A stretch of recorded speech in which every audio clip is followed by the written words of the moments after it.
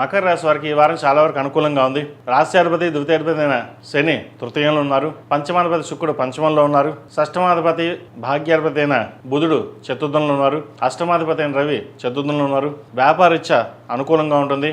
నూతన ఉద్యోగ ప్రయత్నాలు కలిసి వస్తాయి. ఏదైనా సరే మీ చేసే ప్రయత్నాలు ఏవైతే ఉందో ఈ వారం కలుసుబడతనంగా ఉంటుంది. ఉద్యోగ ప్రయత్నాలు కలిసి వస్తాయి. ఉద్యోగంలో ప్రమోషన్ కోసం ప్రయత్నం చేస్తున్న వారికి, విదేశాలకు వెళ్ళాలనుకున్న వారికి కాలం అనుకూలంగా ఉంది. భూ సంబంధించిన విషయాలు సానుకూల పడుతుంది. రియల్ ఎస్టేట్ రంగంలో ఉన్న వారికి, సాఫ్ట్వేర్ రంగంలో ఉన్న వారికి, ఆధ్యాత్మిక రంగంలో ఉన్న వారికి కాలం అనుకూలంగా ఉంది. హోటల్ మేనేజ్మెంట్ వ్యాపారస్తులకు, చిరుస్థాయి వ్యాపారస్తులకు కాస్త గడ్డుకాలం అని చెప్పొచ్చు. ఎవరైతే నూతన వ్యాపారం ప్రారంభించాలనుకుంటున్నారో ప్రస్తుత గ్రహతులు వీరికి అంత అనుకూలంగా లేదు. కాబట్టి కొన్ని వారాలు ఆగిన తర్వాత వ్యాపారం ప్రారంభించడం చెప్పదగింది.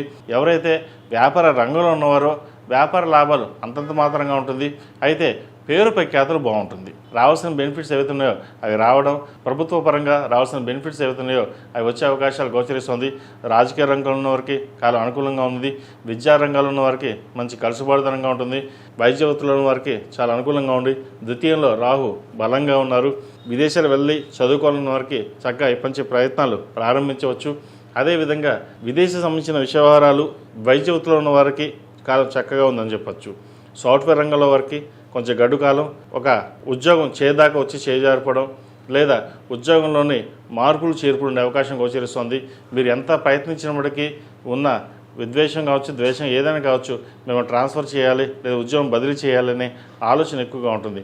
ఇవన్నీ పక్కన పెట్టి దైవారాధన చేసుకుని మీ పని మీరు చేసుకోవడం చెప్పదగింది. ఎక్కువగా ఆలోచించడం వల్ల స్ట్రెస్కు గురవడం కూడా ఉండే అవకాశం గోచరిస్తుంది. స్కిన్ సంబంధించిన ఇష్యూస్ మరింతగా పెరిగే అవకాశం గోచరిస్తుంది. అదేవిధంగా అసిడిటీ, ఇండైజెషన్, అల్సర్ వీటి విషయంలో తప్పనిసరిగా జాగ్రత్తలు తీసుకోవాలి. సమయానికి ఆహారం, నిద్ర అనేది తప్పనిసరిగా చెప్పదగిన సూచన. అదేవిధంగా విద్యార్థులు చదువు మీద శ్రద్ధ తగ్గడం, ఇతర ఆవిగేషన్స్కి వెళ్ళడం అనేది జరుగుతుంది. చదివే టైంలో చదవడం అనేది చెప్పదగినది.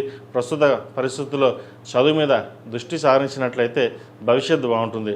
లేకపోతే మీకు మీరుగానే నష్టపోయే అవకాశం గోచరిస్తుంది. ఏదైనా సరే పెద్దల సలహాలు తీసుకుని ముందుకు వెళ్ళడం చెప్పదగినది. సొంత నిర్ణయాల వల్ల నష్టపోయే అవకాశం గోచరిస్తుంది. దూర ప్రాంత ప్రయాణాలు కొంతవరకు కలిసి వస్తుంది. సెల్ఫ్ డ్రైవింగ్ విషయంలోనూ జాగ్రత్త వహించడం చెప్పదగినది. ఈ రాశిలో జన్మించిన స్త్రీలకు ఈ వారం అంత అనుకూలంగా లేదు. ఇంట బయట పేరు ప్రఖ్యాతలు కాకుండా మనస్పర్ధలు వచ్చే అవకాశం గోచరిస్తుంది. మన అన్నీ బాగానే ఉన్నా కూడా ఏదో తెలియని వెళ్తే ఎందుకు ఇలా జరుగుతున్న భావన ఎక్కువగా ఉంటుంది. అదేవిధంగా మనకు అన్నీ అనుకూలంగా ఉన్నాయనిపిస్తుంది, కానీ ఏది అనుకూలంగా ఉండదు. చేదాకా వచ్చే ఉద్యోగం చేజారిపోతుంది. ఉద్యోగంలో అన్నీ బాగున్నాయనుకుంటే ఎవరో ఒకరు ఇబ్బంది పెట్టడం, రిజైన్ చేయాలా లేదా వేరే చోటుకు వెళ్ళాలా అనే ఇటువంటి పరిపూర్ణలుగా మనసు తిరుగుతూ ఉంటుంది. అయితే ఇవన్నీ పక్కన పెట్టి స్థిరమైన నిర్ణయాలు తీసుకుని ముందుకు వెళ్ళాలి. మీ ఆలోచన విధానం బాగుంటుంది, కానీ ఇంప్లిమెంటేషన్ విషయంలోనే కాస్త తడబడుతూ ఉంటారు. భూ సంబంధించిన విషయాలు బాగుంటాయి. రియల్ ఎస్టేట్ రంగంలో వరకు మీరు చాలా వరకు అనుకూలంగా ఉందని చెప్పచ్చు. కొత్త ప్రాజెక్టులు చేయగలుగుతారు, వస్తాయి కూడా. అదేవిధంగా కాంట్రాక్టులు, మీరు ఏదైతే కాంట్రాక్ట్ కోరుకున్నారో అది ఈ వారం వచ్చే అవకాశం గోచరిస్తుంది. ధనపరంగా ఈ వారం డబ్బుకి ఎటువంటి ఇబ్బంది ఉండదు, కానీ మనశ్శాంతి అనేది ఉండదు. ఏం చేస్తున్నాం, ఎలా చేస్తున్నాం, ఎటు వెళ్తున్నాం అన్న ఆలోచన ఎక్కువగా ఉంటుంది. కాబట్టి మీ తీసుకున్న నిర్ణయాలు ఏవైతే ఉన్నాయో స్థిరంగా ఉండి నిర్ణయాలు తీసుకుంటే మంచి ఫలితాలు సంప్రాప్తిస్తాయి. అదేవిధంగా వివాహం కాని వారికి వివాహ ప్రయత్నాలు చక్కగా ఇప్పటి నుంచి ప్రారంభం చేయండి. ఈ సంవత్సరంలో వివాహం అయ్యే అవకాశం తప్పకుండా గోచరిస్తుంది. ఈ రాశివారు ప్రతిరోజు ప్రతినిత్యం ఓం నమఃశివాయ ఒత్తులతో దీపారాధన చేయడం, అదేవిధంగా అరటినారు ఒత్తులతోటి బుధవారం నాడు, గురువారం, శుక్రవారం నాడు స్వామివారికి దీపారాధన చేయడం చెప్పదగినది. శుక్రవారం నాడు కుబేర కుంకుమతోటి, మొగలు పువ్వు కుంకుమతోటి అమ్మవారిని పూజించడం చెప్పదగినది.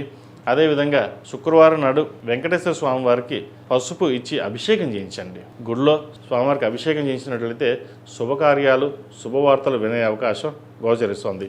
అదేవిధంగా ఈ రాశిలో మించిన వారు ఏకముఖి రుద్రాక్ష మెల్ల వేసుకోవడం చెప్పదగినది. ఈ ఏకముఖి రుద్రాక్ష వేసుకోవడం వల్ల ఉద్యోగపరంగాను ఏదైనా ఇబ్బందులు ఉన్నా సరే, ఆరోగ్యపరంగా ఇబ్బందులు ఉన్నా సరే సమస్య పోవడం, ఒకందుకు మనకి పాజిటివ్గా ముందుకు వెళ్ళడం అనేది జరుగుతుంది. ఈ రాశిలో జన్మించిన వారికి కలిసి వచ్చే సంఖ్య 2, కలిసి వచ్చే రంగు గ్రీన్. ఏదైనా పని మీద బయటకు వెళ్ళేటప్పుడు మంగళవారం కానీ, శుక్రవారానికి వెళ్ళండి, మంచి ఫలితాలు సంప్రాప్తిస్తాయి. ఈ పూజస్టోర్.in పసుపు కుంకుమ నుంచి దేవత విగ్రహాల దాకా అన్ని రకాల పూజలు, వ్రతాలు, గృహప్రవేశం, హోమాది శుభకార్యాలకు కావాల్సిన పూజా సామాగ్రి అంతా ఒక్క క్లిక్ తోనే మీ ఇంటి వద్దనే పొందండి. ఈ పూజస్టోర్.in